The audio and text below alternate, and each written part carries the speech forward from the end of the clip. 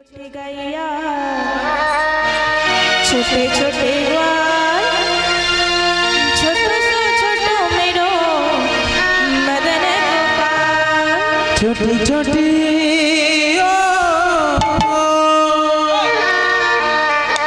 छोटी छोटी गैया छोटी छोटी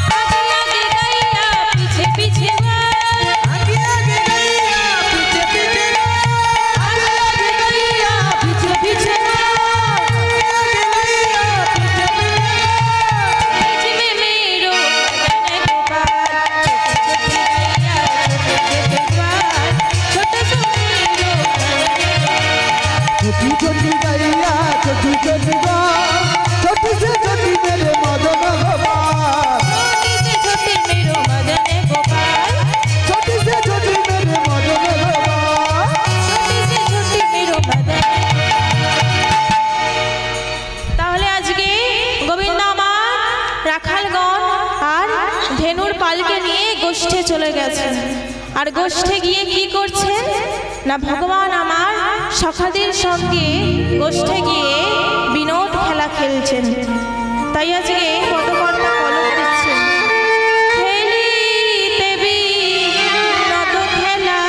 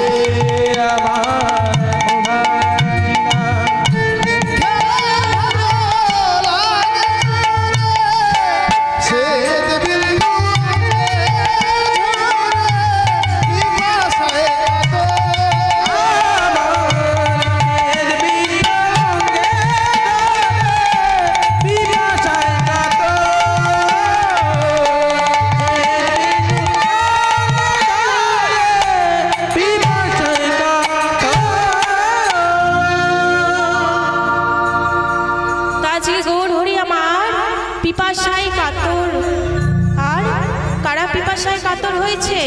না, গোবিন্দের সখাগণ। আজকে সকল সখাগণ পিপাসায় কাতর হয়েছে, কারণ মধ্যাহ্নকাল, সূর্য তখন মাথার উপরে, তাই সবাই আজকে পিপাসায় কাতর। দেখুন মায়েরা, এই সবই কিন্তু ছলনা।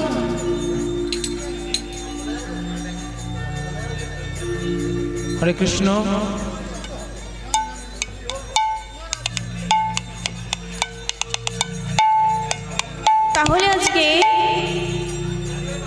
তাহলে আজকে গোবিন্দেও আর গোবিন্দের শাখাগণ খেলতে খেলতে পিপাসায় কাতর হয়ে গেছে। এই সব কিছুই মাগো আমার গোবিন্দের ছলনা, কারণ গোবিন্দ আজকে আমার বৃন্দাবনের মাঝে একটি লীলা পরিবেশন করবেন, আর সেই লীলার মাধ্যমে গোবিন্দ আমার জীব জগতের সকলকে শিক্ষা দেবেন। তা আজকে গোবিন্দর লীলা, এই যে গোবিন্দর লীলা, এই সব কিছুর পেছনে মাগো একটা করে জীব শিক্ষা আছে। তা যে গোবিন্দ আমার কি লীলা করছে? না, কালীয় নাগ দমন লীলা। কালীয় নাগ দমন, সবাইকে গোবিন্দ আমার মৃত্যু দিয়েছিল। বকাসুর, কাকাসুর সকলকে মাগো গোবিন্দ আমার নিজের হস্তে মেরেছিল, কিন্তু কালীয় নাগকে কি করবে? দমন করবে। কারণ কালীয় নাগের অন্তরে ছিল অহংকার, সেই অহংকারকে গোবিন্দ আমার আজকে চূর্ণ করবে। তাই আজকে গোবিন্দ আমার ছলনার মাধ্যমে গোবিন্দ আমার কালীয় নাগ লীলা করবেন। এই যে মায়েরা, গোবিন্দ আজকে শাখাদের বলছে, ওরে শোন, তোদের এই যে এখন পিপাসা পেয়েছে, জল কোথায় পাবি? এই বনের মাঝে, এই বনের মাঝে তো জল পাওয়া যাবে না। তাই সখাগণ গোবিন্দকে বলছে, শোন গোবিন্দ, তুই যদি আমাদের জল পান করাস তাহলে করা, আর না হলে আমরা নিজেরাই গিয়ে জল পান করে আসি। তোরা নিজেরাই গিয়ে জল পান করবি?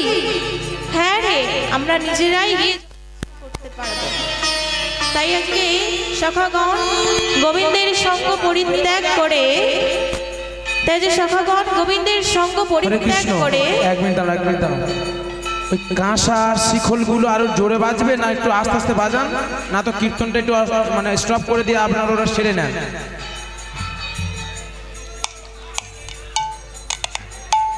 কতক্ষণ চলবে দণ্ডিকাটা? তুমি এখান থেকে যাও, তুমি এখান থেকে সরে যাও। বলছি দণ্ডিকাটা কতক্ষণ চলবে? একটু বাইরে চলে যাও। তোমার কমিটির লোক, তুমি কমিটির লোক, ওই কমিটির লোক কে আছে এখানে আসো। কীর্তন বন্ধ করতে বলছে, কীর্তন বন্ধ করে দেবো? তাহলে উনি বকছে, ঠিক করো না। কীর্তন এইভাবে বন্ধ করা যায় না। ওদিকে চলুক, আমি এদিকে কীর্তনটা করে যাচ্ছি। শিখল করতালগুলো একটু আস্তে বাজান। শিখল করতালগুলো নিয়ম বাজানো ঠিক আছে, কিন্তু শিখল করতাল একটু আস্তে বাজান। তাহলে আজকে মনটাকে বিচলিত করবেন না, আবার আমরা বৃন্দাবনের মাঝে আনবো। সবাই মিলে বলুন হরে কৃষ্ণ। বলছেন একবার হরি বলো না, একবার কৃষ্ণ বলো না, এই হরি না, এই কৃষ্ণ না, জীবনের শুধু সাধনা। একবার একবার একবার হরি বলো না, একবার কৃষ্ণ বলো না, এই হরি না, এই কৃষ্ণ না, শুধু সাধনা। একবার হরি বলো না, একবার কৃষ্ণ বলো না, এই হরি না, এই কৃষ্ণ না, জীবনের শুধু সাধনা। একবার একবার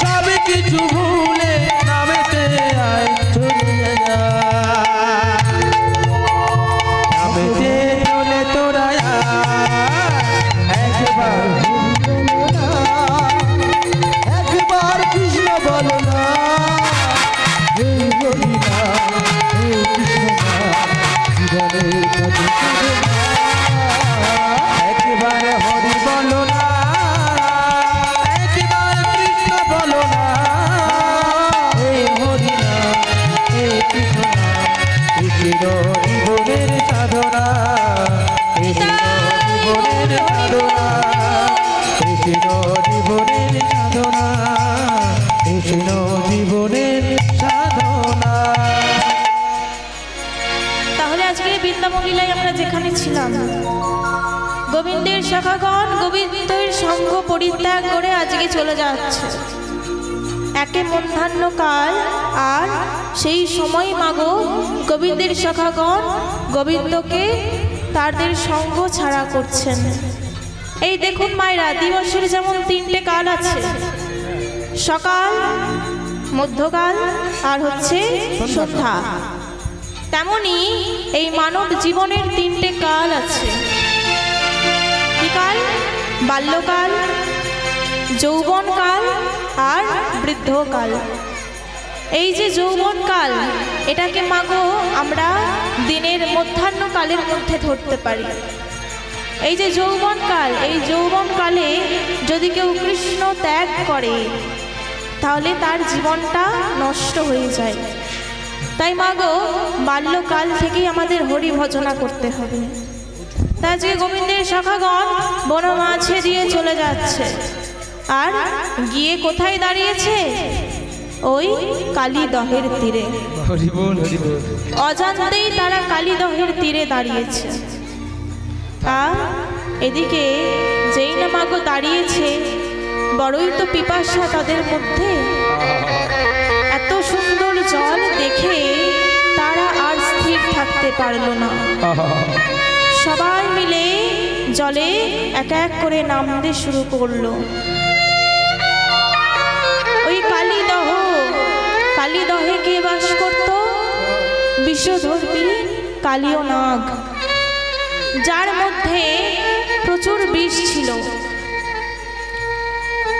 তা ওই বিষ, মাগো বিষ জল স্পর্শ করা তো দূরের কথা, ওই বিষ জলের বাতাস যদি কারোর গায়ে লাগতো, সে ওইখানেই মারা যেত। তা যে গোবিন্দের শাখাগণ এক এক করে কালীদহে নামছে, অজান্তেই তারা মনের আনন্দে নামছে। তাই আজকে বলছে, দেখ দেখ ভাই কত জল, এই জল পান করে আমাদের মনের পিপাসা আমরা মেটাবো। আর যেই না মাগো অঞ্জলিটা ডুবিয়ে জল তুলে পান করেছে, তাদের সর্ব অঙ্গ জ্বলে যাচ্ছে। বিষের জ্বালা তারা সহ্য করতে পারছে না, তাদের গলা জ্বালা করছে, বুক জ্বালা করছে, কেউ কেউ চোখে দেখতে পাচ্ছে না। কানাই রে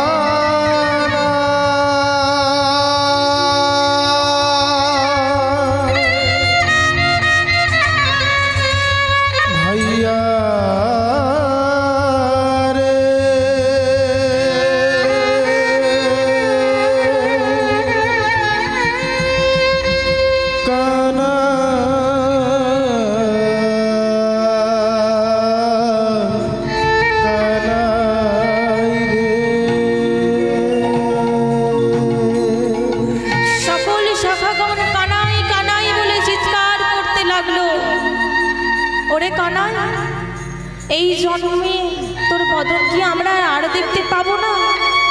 এইখানে কি তবেই আমাদের শেষ? তোর গালে কি আর চুম্বন দিতে পারবো না? তোকে কি আর জড়িয়ে ধরতে পারবো না?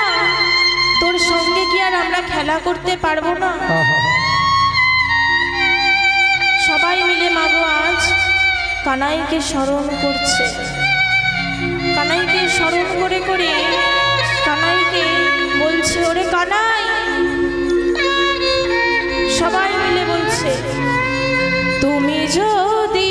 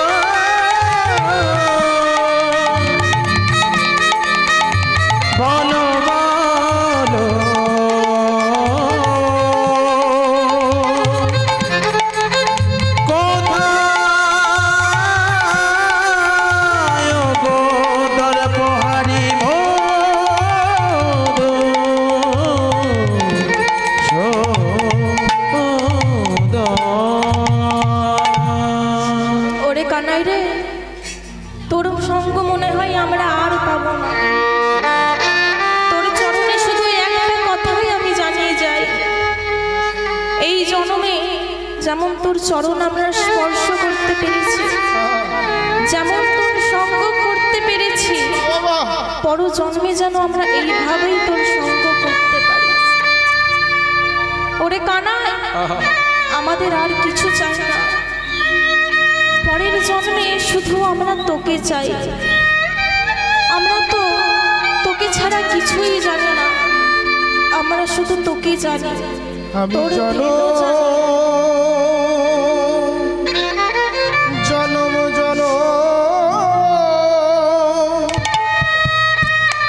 তোমায় চাই গো, আমি জনম জনম তোমার চাই গো।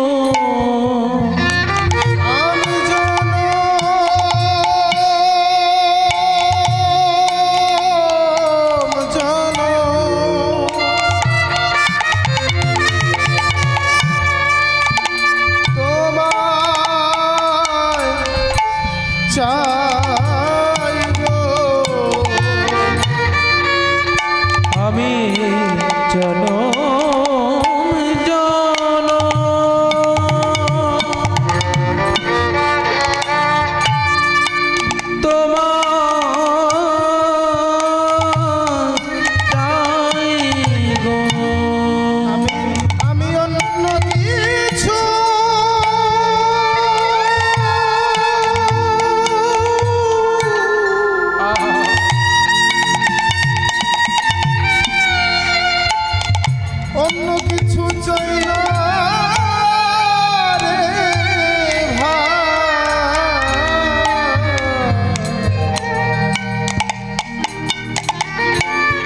জনম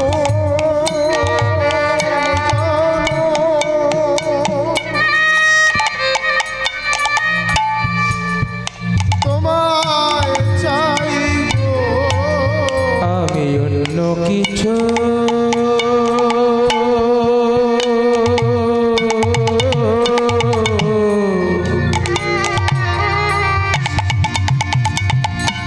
চাই না রে ভাই। আমি জনম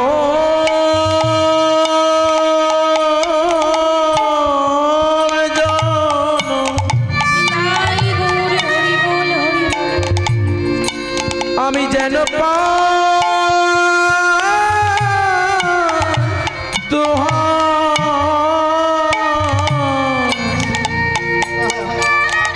ওরে কানাই রে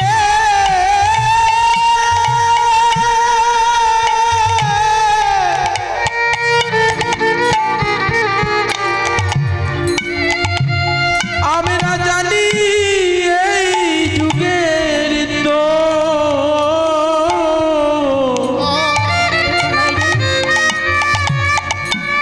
তোর সঙ্গ যদি আমরা ছাড়া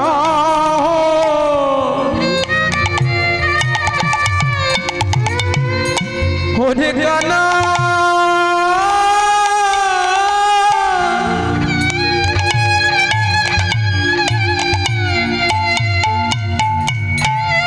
তুমি আমি ওই পদপারে সন্ধানে পাবো কোথা, তাই বলি কানা রে আমরা জনমে জন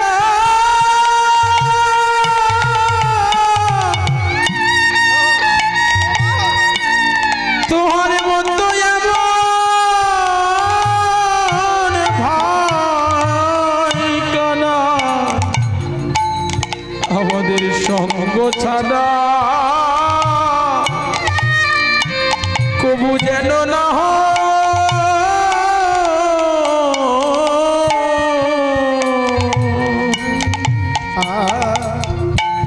সঙ্গ যদি পাঠাস কানা হরি বল হরি বল। তাই ভব সংসার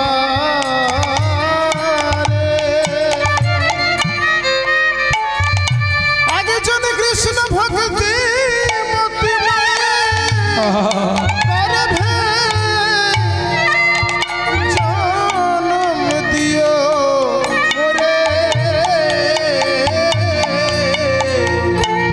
ওরে কানাই রে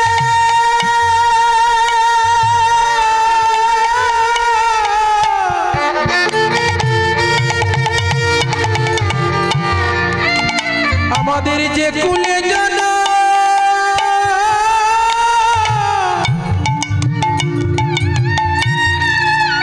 যুগ যুগ ধরে আমাদের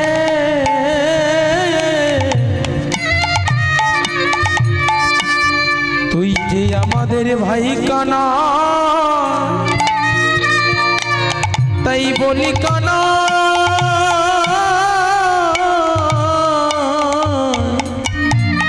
তোর সঙ্গ ছাড়া ছাড়া করি না রে ও তোর সঙ্গ ছাড়া করিস না হে সঙ্গ ছাড়া করি না হে। কানাই রে, আমরা তোর চরণে শেষ মিনতি জানাই। আমরা তোর চরণ থেকে বঞ্চিত হতে চাই না। এই যুগেও যেমন তুই তোর চরণে আমায় রেখেছিস, পর জন্মেও যেন তোর ওই চরণেই আমাদের ঠাঁই হয়। সবাই কাঁদছে, কেঁদে কেঁদে কালীদহের তীরে কানাইয়ের বদন অঙ্কন করছে, কেউ কেউ কানাইয়ের বক্ষ অঙ্কন করছে, আর কেউ কেউ কানাইয়ের হাত অঙ্কন করছে, কেউ কেউ কানাইয়ের যুগল চরণ অঙ্কন করছে। যে যার মতো কানাইকে শেষ বাড়ির মতো স্মরণ করছে। আর কি যে যার সমনকে বলছে, ওরে সমন তুই একটু দাঁড়া। সমন মানেটা কি? আত্মা। তাই আজকে সবাই যে যার আত্মা অর্থাৎ সমনকে দাঁড়াতে বলছে। ওরে সমন, দাঁড়া দাঁড়া সমন, একটু দাঁড়া দাঁড়া সমা একটু দাঁড়া দাঁড়া দাঁড়া সমন, একটু দাঁড়া। দাঁড়ে দাঁড়া সমন একটু দাঁড়া কানাই রে যা দিয়ে আসি, দাঁড়া দাঁড়া সমন একটু দাঁড়া ভাই কানাইকে যা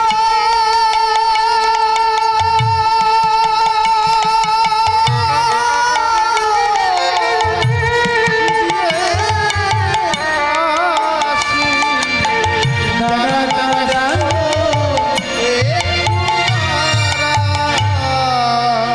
দাঁড়া সমন, এখনই আমাদের ছেড়ে যাস না। আমরা যখন জলপান করতে আসছিলাম, কানাই তখন আমাদের বলেছিল, ওরে শোন, তোরা যে যার মতো জল পান করে চলে আসিস না যেন, আমার জন্যেও একটু জল আনবি, আমারও তো তৃষ্ণা পেয়েছে।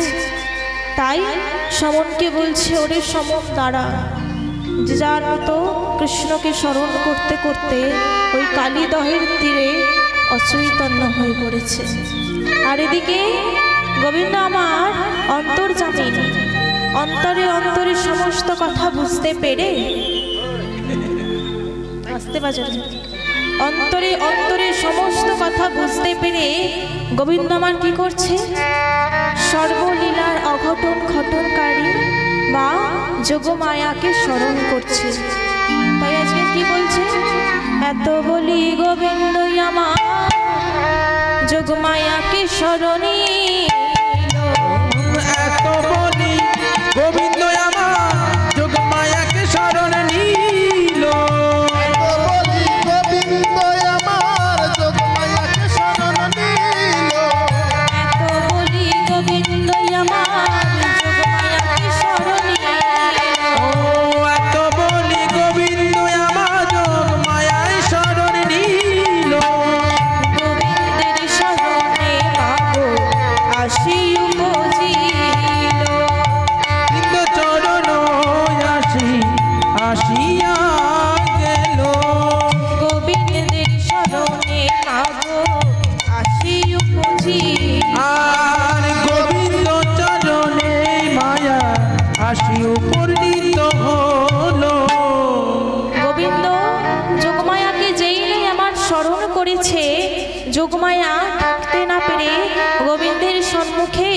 দাঁড়িয়েছে, এই যে গোবিন্দ, তুমি এমন সময় আমায় স্মরণ করলে কেন?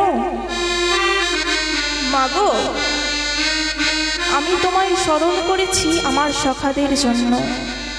তুমি জানো মা, আমার সখারা গিয়েছিল জল পান করতে।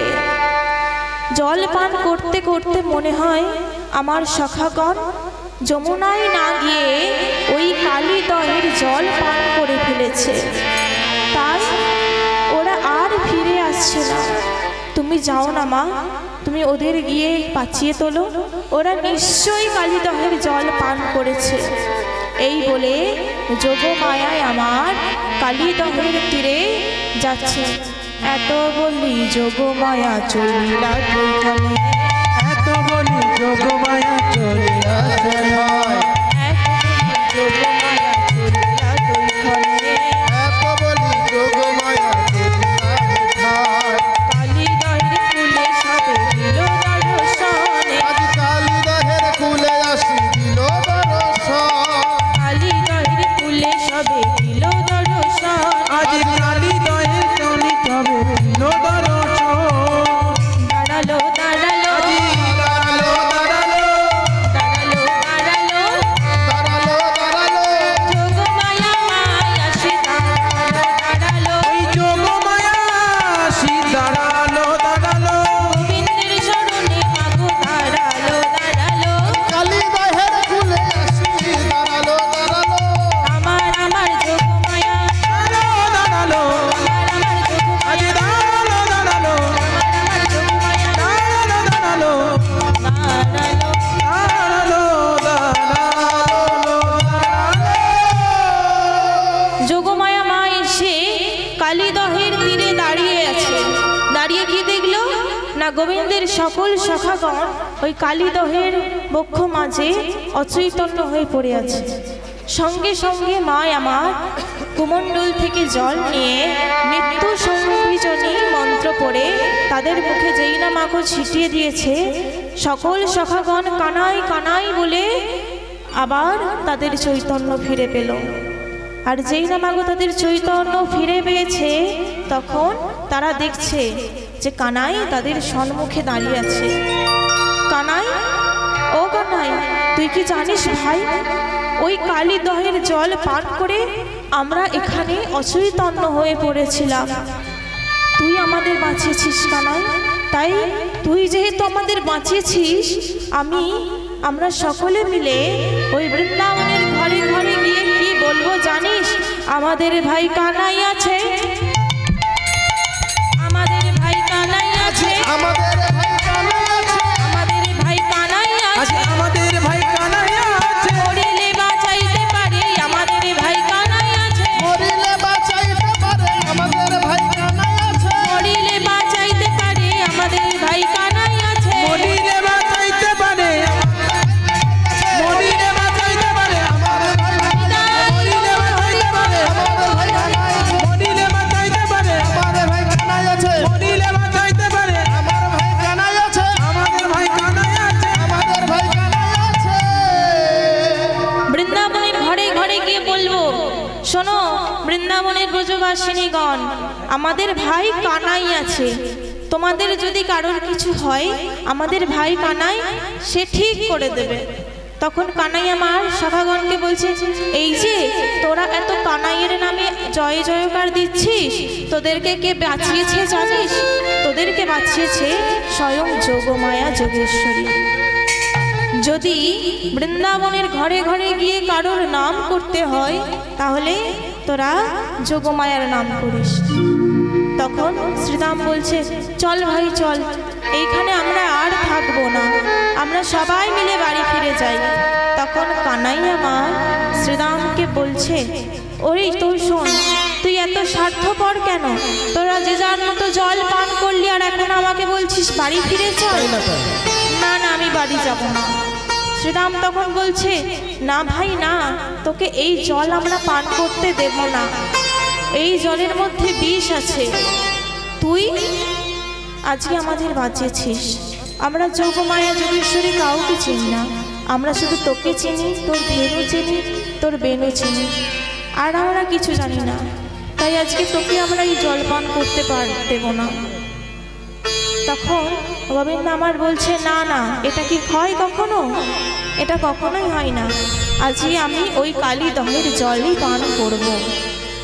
তখন গোবিন্দই আমার কি করছে, এত বলি গোবিন্দই আমার জলে ঝাঁপ দিল। এত বলি গোবিন্দ আমার জলে ঝাঁপ দিল। এত বলি গোবিন্দই আমার জলে ঝাঁপ দিল। এত বলি গোবিন্দ আমার জলে ঝাঁপ দিল। কালী ও নাগ ফোনা বিস্তার করে দেখিতে লাগি। আজ কালো জলে ঝাঁপ দিল, জলে ঝাঁপ দিল। জলে ঝাঁপ দিল। আজ জলে ঝাঁপ দিল গো। আমার প্রাণ গোবিন্দ জলে ঝাঁপ দিল। আজ আমার প্রাণ গোবিন্দ জলে ঝাঁপ দিল। কালী ও নাগ দমন করবে জলে ঝাঁপ দিল। ওই কালী দমন করবে জলে ঝাঁপ দিল। গোবিন্দ আমার যেই না কালীদহের বক্ষ মাঝে ঝাঁপ দিয়েছে, তখন কালীয় নাগ আমার ফোনা বিস্তার করে হুঙ্কার ছেড়ে মনে হচ্ছে, এ কে কে এই বালক যে এত সাহসের সঙ্গে আমার এই বক্ষ মাঝে ঝাঁপ দেয়? কে এমন এই বালক? তখন কালীয় নাগ আমার বলছে আর দেখছে, কে কে এমন বালক? গোবিন্দ তখন মনে মনে চিন্তা করছে, শোন কালীয় শোন, আমি তোর মুক্তিদাতা এসেছি, তুই কি আমায় চিনতে পারছিস না? কালীয় নাগ সেটা পরীক্ষা করার জন্য আমার গোবিন্দর পেছনে বিষ ছাড়তে শুরু করলো। গোবিন্দ আমার মনে মনে করছে, দে কালীয় নাগ দে, আমার শরীরে তোর যত বিষ আছে তুই আমার শরীরে দে। তোর এই বিষই তো একমাত্র সম্বল যেটা তুই আমার চরণে দিতে পারবি। তাই আজকে দেখুন কালীয় নাগ তার অন্তরের মধ্যে যত বিষ ছিল, সেই সব বিষ গোবিন্দের দিকে ছুটতে শুরু করলো। আচ্ছা মাগো, এই যে কালীয় নাগ কিভাবে কালীয় নাগ হলো? কালীয় নাগ পূর্বজন্মে কে ছিল?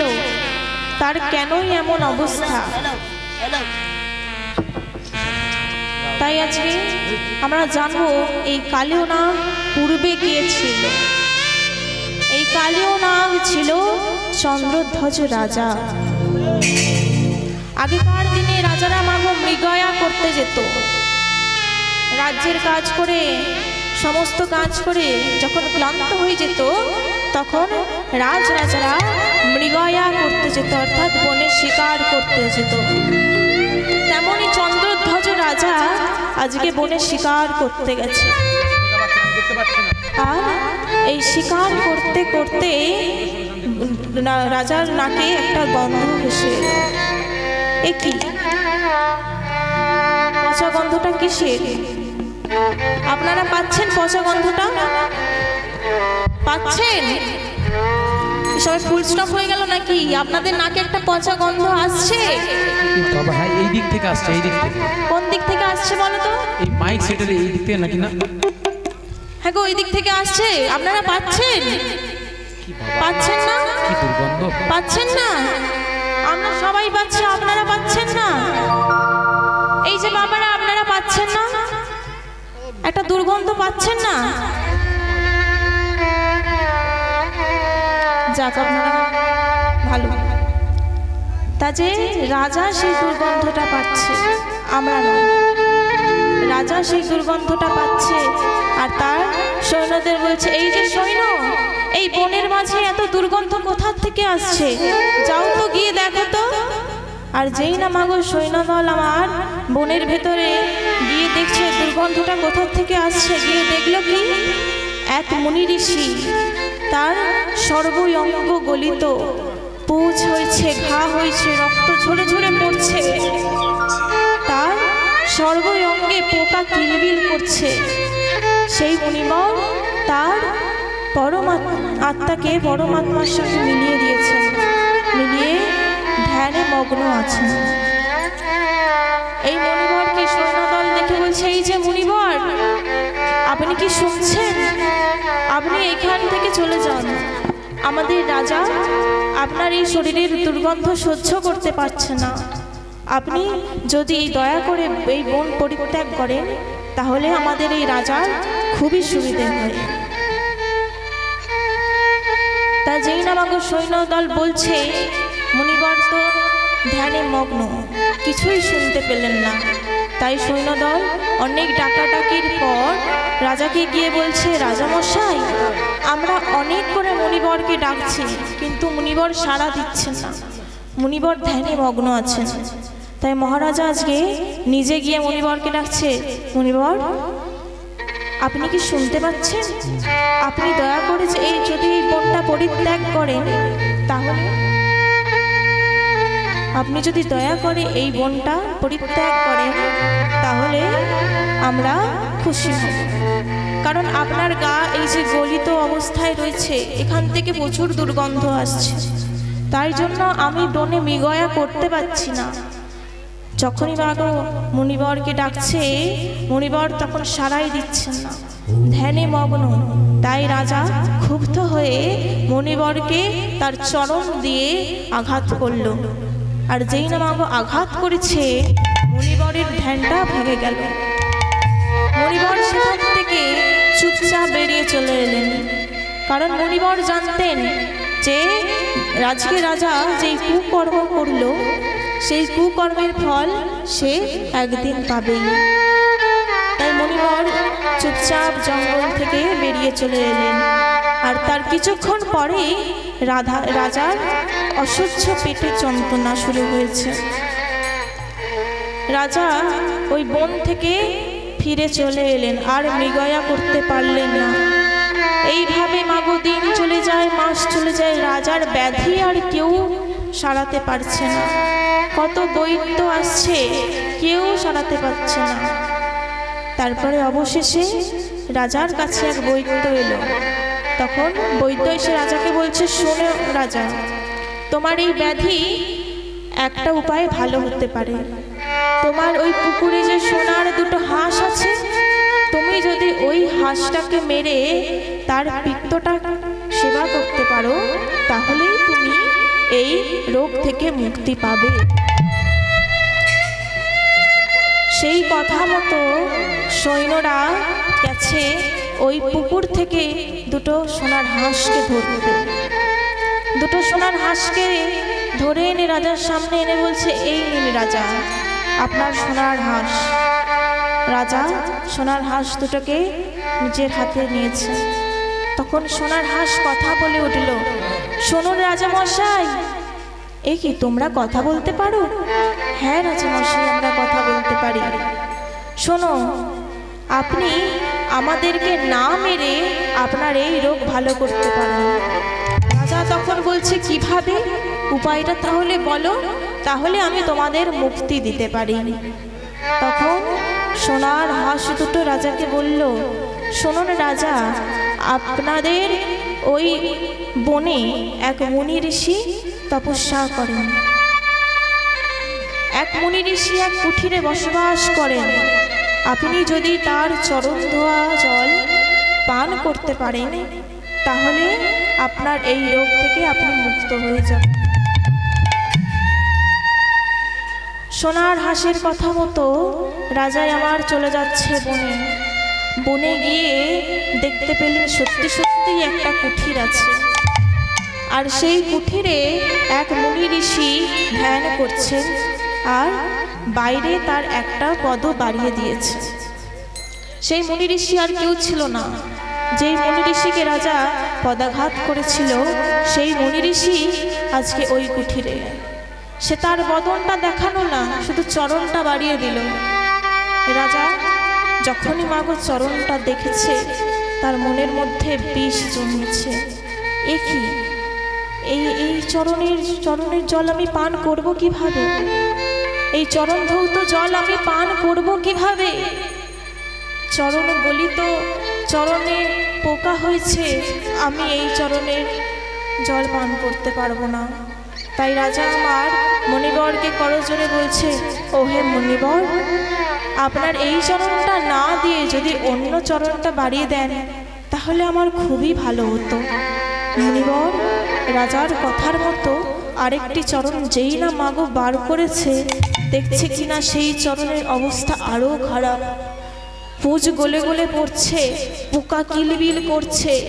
তখন রাজা কোনো উপায় না পেয়ে ওই চরণ ধৌত জল কোথায় এনেছে? রাজবাড়িতে। রাজা মনে মনে করছে, আমি এই জলটা কিছুক্ষণ একটা জায়গায় স্থিরভাবে রেখে দিই, তাহলে এই জলের মধ্যে যত পুঁজ আছে, যত কীট আছে, সব নিচে থিতিয়ে পড়বে।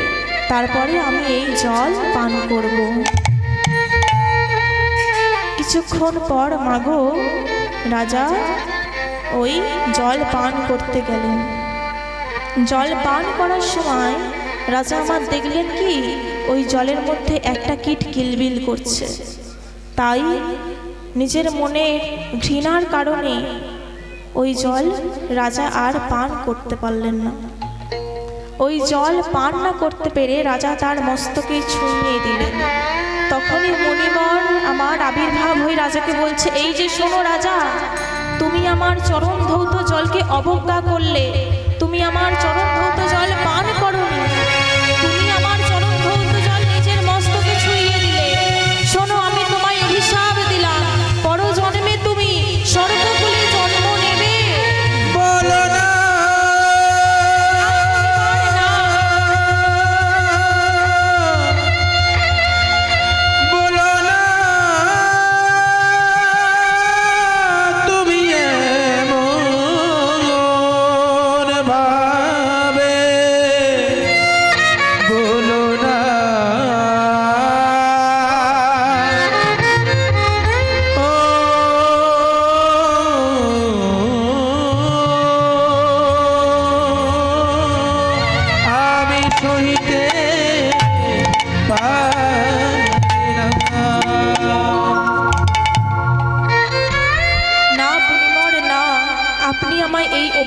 দেবেন না। বেশ, আপনি যখন আমায় অভিশাপ দিয়েইছেন, এই অভিশাপ থেকে আমার মুক্তির উপায়টাও বলে দিন। তখন মণিবর আমার ওই রাজাকে বললেন, শোনো রাজা, তুমি আগত দাপর যুগে তুমি হবে কালীয় নাগ, আর তুমি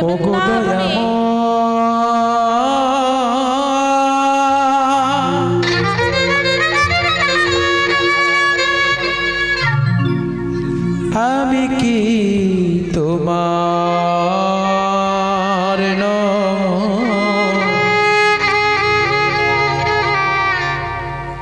তবে কেন এত দুঃখ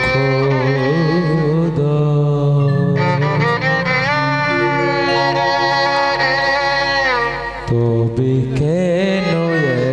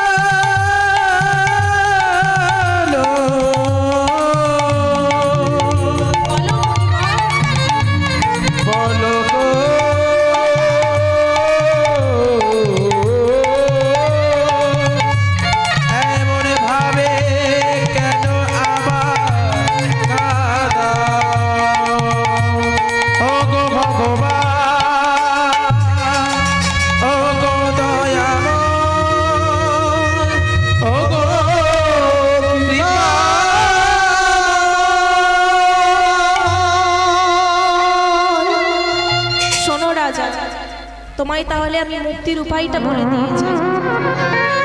তুমি বৃন্দাবনে কালীয় নাগ রূপে থাকবে, আর গোবিন্দ আমার যেদিন তোমার মস্তকের উপরে উঠে নৃত্য করবে, সেই দিন তুমি এই জ্বালা থেকে মুক্তি পাবে। তাই কালীয় নাগ হিসেবে রাজা চন্দ্রধ্বজ আমার বৃন্দাবনে যমুনার নদীতে বসবাস করছে। বৃন্দাবন হচ্ছে মধুর জায়গা, সেখানে মাগো দর্প থাকে না, সেখানে হিংসা থাকে না।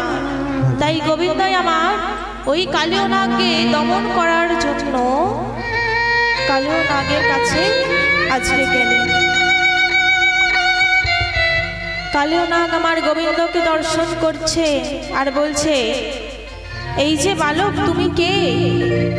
তোমার এত বড় সাহস, তোমার এত বড় স্পর্ধা, তুমি নির্দ্বিধায় আমার বক্ষ মাঝে পড়লে। তখন গোবিন্দ আমার মনে মনে বলছে, তুই আমায় চিনতে পারলি না কালীয়? তুই আমায় চিনতে পারলি না? আমি ছোট বালক রূপে তোর কাছে ছিলাম বলে তুই আমায় চিনতে পারলি না। তাহলে দেখ কালীয়, আজকে এই ছোট্ট বালক রূপে আমি তোকে কিভাবে দমন করি। তাই কালীয় নাগ রেগে গিয়ে গোবিন্দকে নিজের লেজে করে আঘাত করতে লাগলো, গোবিন্দের ওপরে বিষ দিতে লাগলো। আর গোবিন্দ আমার সেই আঘাত, সেই বিষ সহ্য করে নিল। তা আজকে গোবিন্দ আমার তার প্রতি উত্তরে কালীয় নাগকে দমন করতে লাগলো।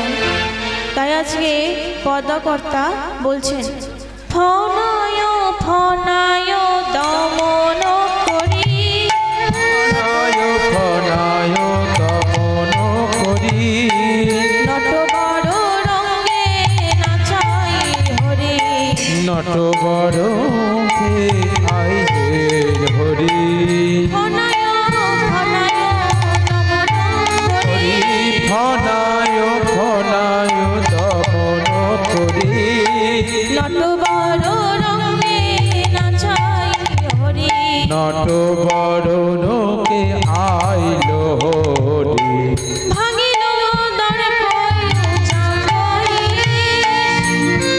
মানিল উপার করি, ওগারে আনলে সমান হরি,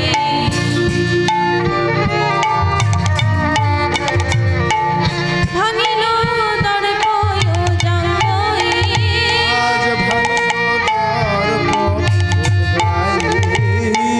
ওগারে আনলে সমান হরি, মুক্তি দেয় গো, মুক্তি দেয়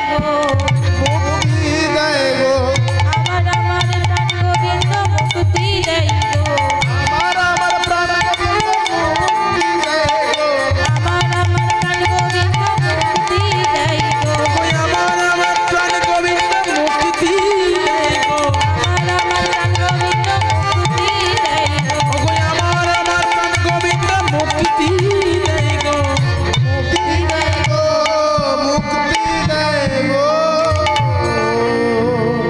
গোবিন্দ আমার কালীয় নাগকে মুক্তি দিচ্ছে।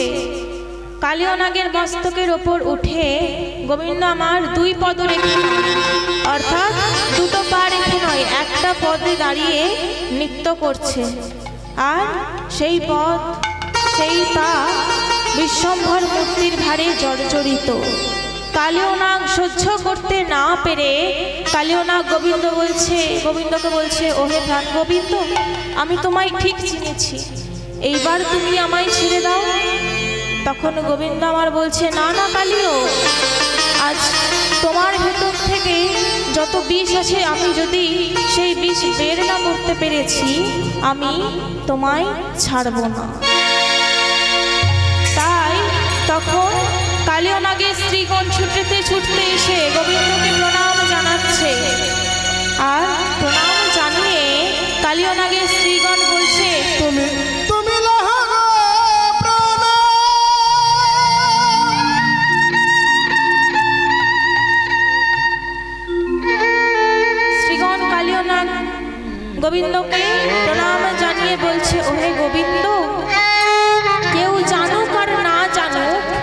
আমরা তো জানি যে আমাদের স্বামী কি ভুল করেছে।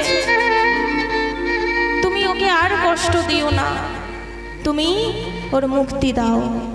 তাই গোবিন্দ আমার পদাঘাত করে করে কালীয় নাগের মুক্তি দিলেন।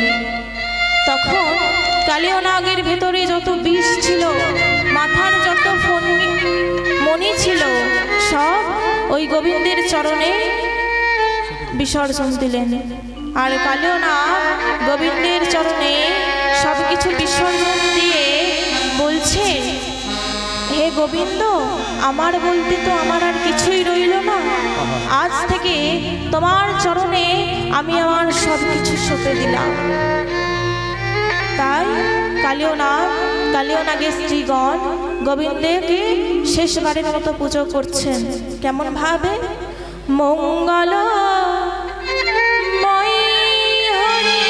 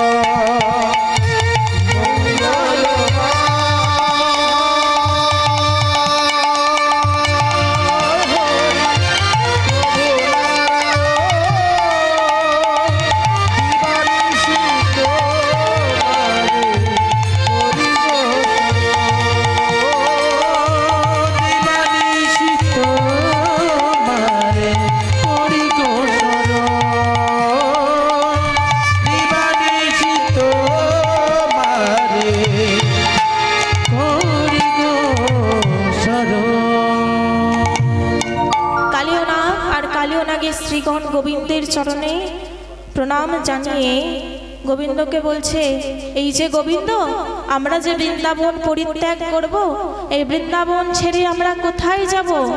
গোবিন্দ তখন কালিয়নাগকে বলছে, ওই শোনো কালিয়নাগ, তোমরা এই বৃন্দাবন ছেড়ে কোথায় যাবে জানো? ওই রমনার দ্বীপে। না না, ওইখানে আমরা যাব না, ওইখানে তোমার ভক্ত গরুর আছে।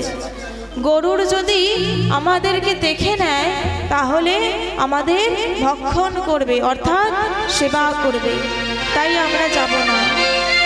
না না, শোনো কালিয়নাগ, গরুর যদি তোমাদেরকে কিছু করতে আসে তোমরা কি করবে জানো? মাথা নিচু করে দেখাইয়ে দিও, নিচু করে খাইয়ে দিও, মাথা নিচু করে খাইয়ে দিও, তোমার মাথায় আমার চরণ চিহ্ন, নিচু করে খাইয়ে দিও, তোমার মাথায় আমার চরণ চিহ্ন, নিচু করে খাইয়ে দিও। তোমার মাথায় আমার যে চরণ চিহ্ন আমি রেখেছি, সেই চরণ চিহ্ন তুমি গরুরকে দেখিয়ে দিও, তাহলে গরুর তোমাদের আর ভক্ষণ করবে না, বরঞ্চ তোমাদেরকে প্রণাম জানাবে। গরুর দেখবে আমি তোমাদের প্রতি কতটা কৃপা করেছি। তাই কালিয়নাগ আমার গোবিন্দকে বিদায় জানিয়ে রমনার দ্বীপের উদ্দেশ্যে গমন করতে লাগলো। আর এদিকে কি হলো? বৃন্দাবনের সকল ব্রজবাসীগণ সবাই গোবিন্দের জলে ঝাঁপ দিয়েছে, এই কথা জানতে পারলো। বৃন্দাবনের সকলে জানতে পেরেছে, আর সবাই জানতে পেরে বৃন্দাবনের ব্রজবাসীগণ ওই কালিদাহের তীরে ছুটে ছুটে আসছে। তাই আজকে ভাবটা কেমন? ব্রজবাসী কি বা বালক বৃদ্ধ যুবা সঘনে চলে ভাই। আজ ব্রজবাসী কিবা বালক বৃদ্ধ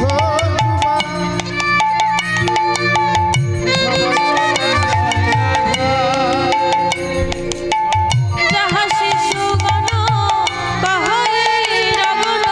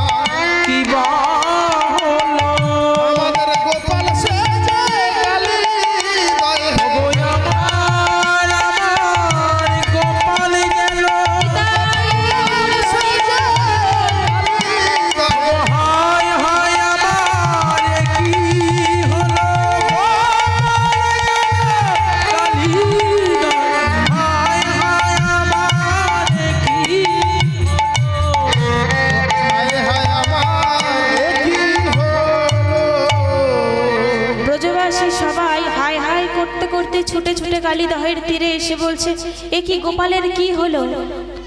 গোপাল কেন ওই কালীদহের জলে ঝাঁপ দিল। ওরে শ্রীরাম, তোরা কি আটকাতে পারলি না গোপালকে?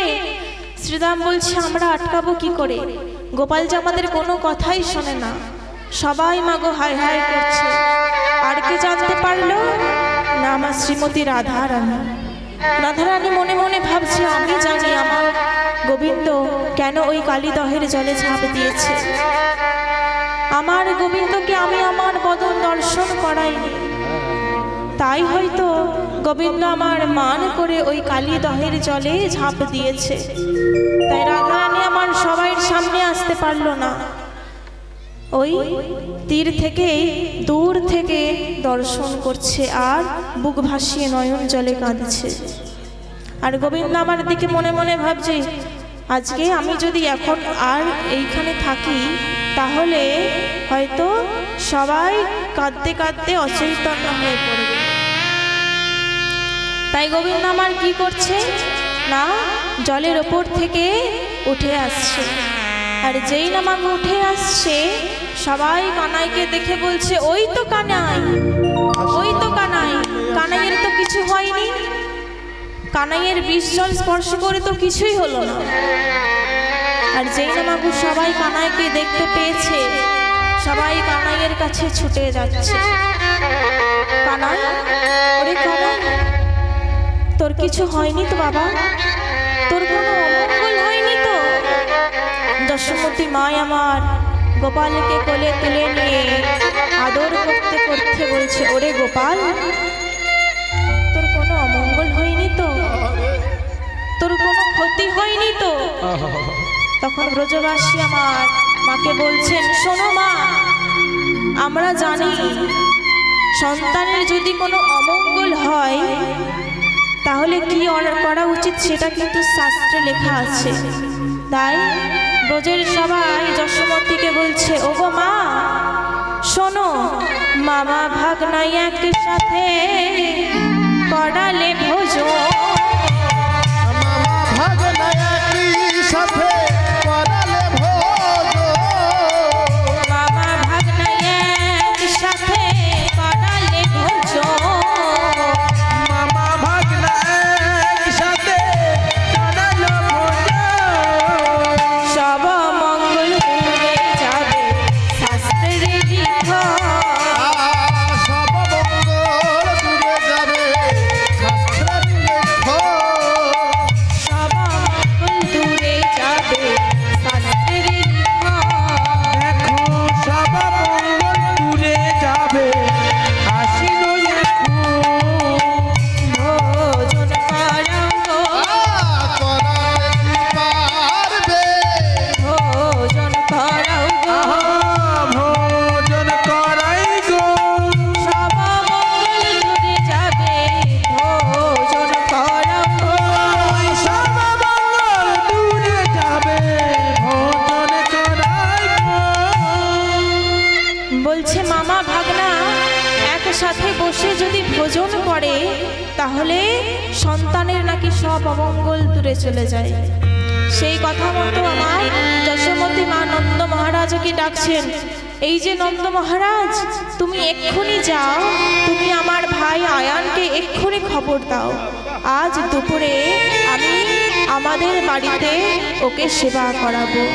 সেই কথা মতো নন্দ মহারাজ আমার আয়ানের বাড়িতে গিয়ে আয়ানকে নিমন্ত্রণ করে এলেন। আয়ান ঠিক দুপুর বেলায় কি করলো না, ওই যশোমতীর বাড়িতে এসে হাজির। দিদি, ও দিদি, এই দেখো আমি এসে গেছি, যাও তোমার গোপালকে ডাকো, আমরা তো দুজনে একসঙ্গে বসে সেবা করব। যশোমতী মাই আমার গোপালকে ডাকছে, গোপাল আয় বাবা, তোর অমঙ্গল দূর করবো আজকে আমি। তাই গোপাল আর আয়ান অর্থাৎ গোপালের মামা দুজনকে একসঙ্গে বসিয়ে যশোমতী আমার খুব যত্ন করে, খুব আদর করে তাদের সেবা করাচ্ছেন। আয়ান সেবা করার সঙ্গে সঙ্গে যশোমতীকে বলছে, দিদি তুমি জানোই তো রাধারানী তোমার হাতে রান্না খেতে কত ভালোবাসে। বাবা তুমি একটু রাধারানীর জন্য তোমার খাবার নিয়ে রাধারানীর কাছে যাব। তাই যশোমতী মা আমার একটা পেটিকার মধ্যে সমস্ত কিছু সাজিয়ে সমস্ত কিছু ভালো করে যত্ন করে দিয়ে দিয়েছে রাধারানীর জন্য।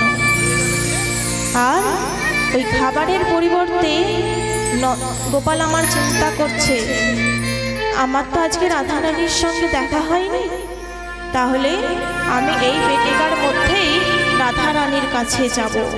তাই গোপাল আমার কি করলো, সবাই অজান্তে লুকিয়ে ওই পেটিকার মধ্যে প্রবেশ করল। আয়ান আমার তাদের বাড়িতে পেটিকা নিয়ে গেছে, আর যেই নামাগো পেটিকাটা নিয়ে গেছে, পেটিকা অমনি অমনি গড়িয়ে গড়িয়ে চলে যাচ্ছে। আর ভেতর থেকে কি বলছে, আমি হলাম মা যুবকালী, ডানা জুপে আমার বাস, সতী নারীর হাতে পূজা পাবো মনে বড় আস। অর্থাৎ আমি হলাম মা যুবকালী, আর আমার ইচ্ছা আমি সতী নারীর হাতে পুজো পাবো। তাই আজকে কৃষ্ণবাদিনীর ঘর, গোবিন্দ তাই আমার ছলনা করে করে কারোর কাছে থামলো না, জটিলার কাছেও থামলো না, আর কুটিলার কাছেও থামলো না, গড়িয়ে গড়িয়ে গিয়ে রাধারানীর ঘরের সামনে গিয়ে থেমে গেছে। জটিলা কুটিলা তখন ভয়ে ভয়ে রাধারানীকে ডাকছে, বৌমা, ও বৌমা, কি আমাদের ঘরে এক যুবকালী এসেছে। যুবকালীর মনে বড় আশা, সতী নারীর হাতে পুজো পাবে, আমাদের কারোর কাছে থামছে না, তোমার দরজায় এসে একমাত্র ওই পেটিকাটা থেমেছে। হয়তো ওই যুবকালীর মনে বড় আশা, তোমার হাতেই পুজো পাবে। যাও মা যাও, তুমি ওই পেটিকাটা ঘরে নিয়ে গিয়ে ভালো করে যুবকালীর পুজো করো। রাধারানী আমার জটিলা কুটিলার কথা মতো সখী সঙ্গ করে ওই পেটিকাটা ঘরে নিয়ে গেছে, আর নিয়ে গিয়ে পুজো দিচ্ছে। রাধারানী হয়তো আমার অন্য কিছু মন্ত্র জানে না, তিনি শুধু জানে গোবিন্দ পুজো করার মন্ত্র। তাই রাধারানী আমার বড় জোর করে বলছে, মা যুবকালী, আমি তো অন্য কারোর পুজো করি না, আমার একমাত্র ঠাকুর হচ্ছে আমার প্রাণ গোবিন্দ, তিনি ছাড়া আমি কারোর পুজো করি না। আমি তো তোমার মন্ত্র জানি না, তাই আমি আমার গোবিন্দের মন্ত্র দিয়েই তোমাকে পুজো দিচ্ছি। যত্ন করে পুজো দিয়েছে। তখন পেটিকার ভেতর থেকে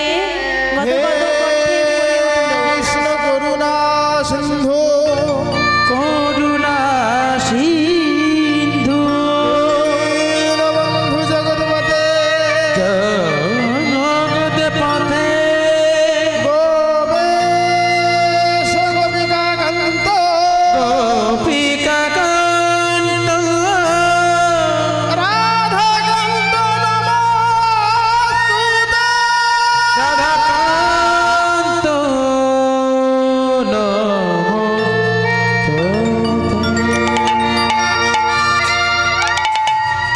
পেটিকার ভেতর থেকে শব্দ শোনা গেল, এই যে রাধে, তোমার পুজোয় আমি সন্তুষ্ট হয়েছি, এবার তো পেটিকাটা খোলো। তখন রাধারানী মনে মনে করছে, পেটিকা খুলতে বলছে। তখন গোবিন্দ আমার বলছে, ভয় করো না, পেটিকার মধ্যে আমি আছি, তোমার প্রাণ গোবিন্দ।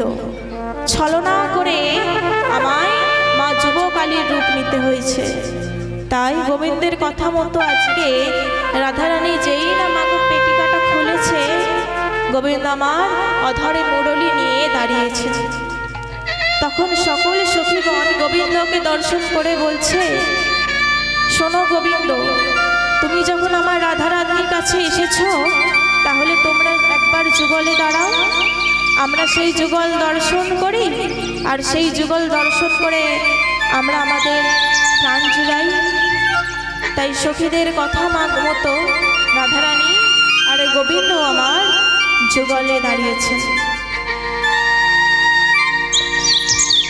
আর সেই যুগল দর্শন করছে কারা?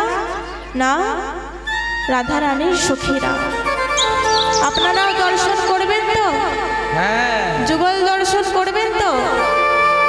তাহলে চলুন সবাই মিলে আমরা যুগল দর্শন করব। তাই আজ রাধারানী শ্রীকৃষ্ণের বামে দাঁড়িয়েছে, সবাই একটু উলুধ্বনি করবেন, শঙ্খধ্বনি করবেন। আর ভাবটা কেমন না বলছে, কালা চাঁদ ও কালা চাঁদ, কালা চাঁদ চাঁদ চাঁদ, চাঁদের বামে চাঁদ বদনে দাঁড়ালো।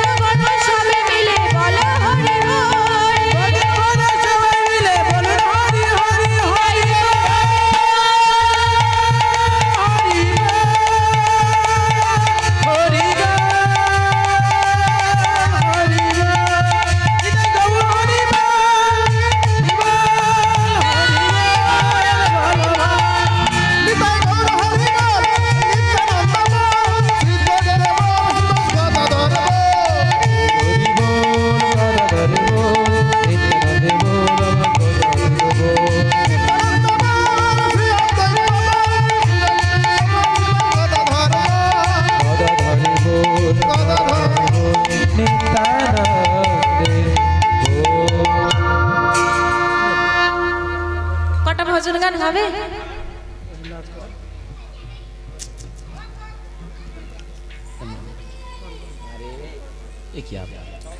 রাখাল রাজা বলে দে না, বল বল কোথায় বৃন্দাবন,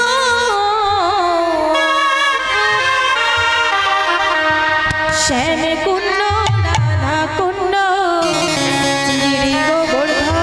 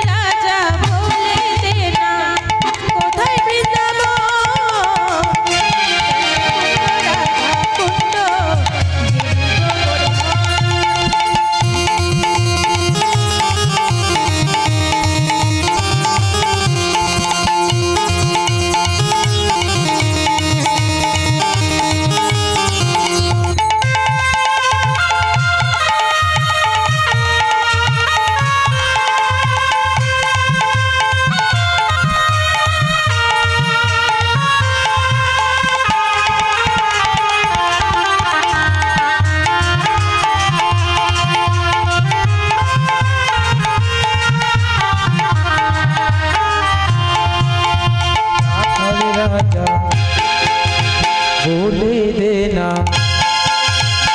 কোথায় বৃন্দাবন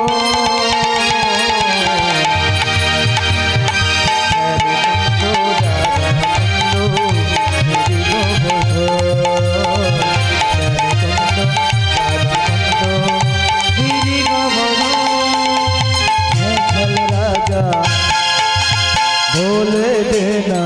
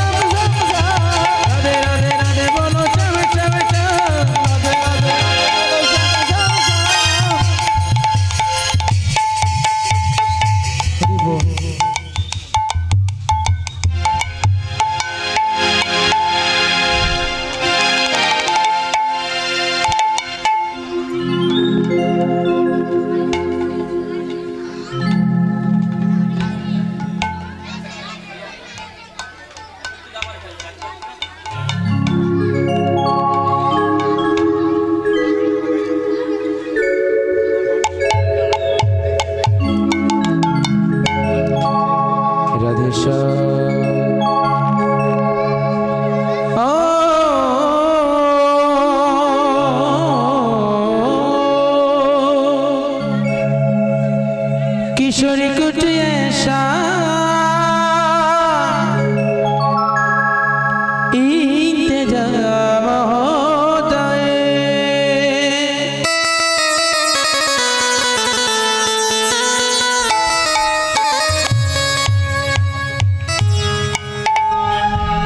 इंतजाम हो जाए, इंतजाम हो जाए। किशोरी को किशोरी को किशोरी को ऐसा